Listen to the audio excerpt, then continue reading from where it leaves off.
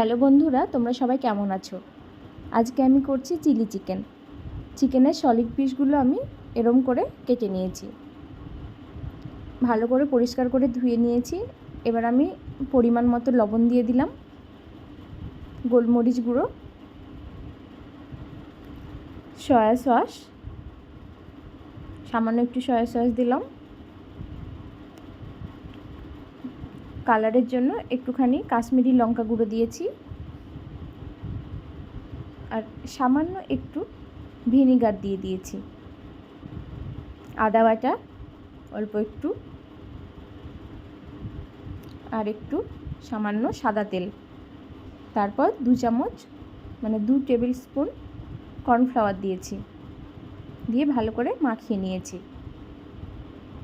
ডিমের সাদা অংশটা দিলে হতো, তাহলে কর্নফ্লাওয়ার কিংবা ময়দা দিতে হতো আরও বেশি পরিমাণ, তাহলে কোটিংটা মোটা হয়ে যেত। আমি যেটা চাইনি সেজন্য আমি দিইনি, আমি খুব পাতলা একটা কোটিং করেছিলাম।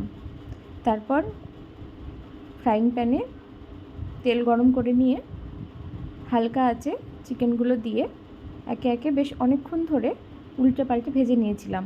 তার কারণ এই সময় চিকেনটা সেদ্ধ হবে, তাই আস্তে আস্তে করে অনেকক্ষণ ধরে ভাজতে হবে। জোরে দিয়ে দিলে পুড়ে যাবে, কিন্তু সেদ্ধ হবে না ঠিক মতো, বাইরেটা পুড়ে যাবে। অনেকক্ষণ ধরে আমি ভেজে নিয়েছি, খুব সুন্দর হয়ে গেছে আমার ভাজাটা, এবং চিকেনটাও সেদ্ধ হয়ে গেছে।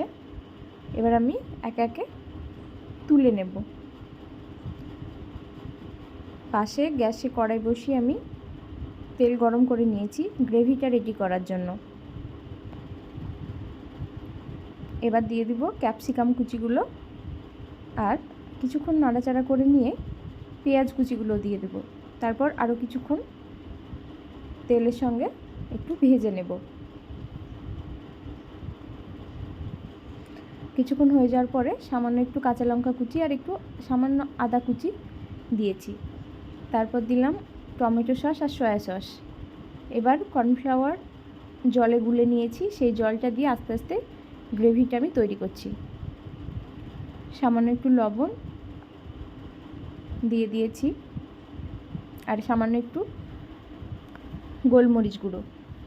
এবার আমি পুরো জলটা দিয়ে গ্রেভিটা ফুটে গেলেই ভেজে রাখা চিকেনগুলো দিয়ে কিছুক্ষণ নাড়াচাড়া করে নিলেই ব্যাস রেডি। বেশিক্ষণ ফুটানোর দরকার নেই।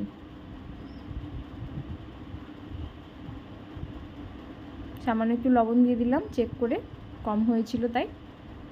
ব্যাস রেডি। ফ্রাইড রাইস কিংবা চাউমিনের সঙ্গে জাস্ট জমে যায়। থ্যাংক ইউ সবাইকে।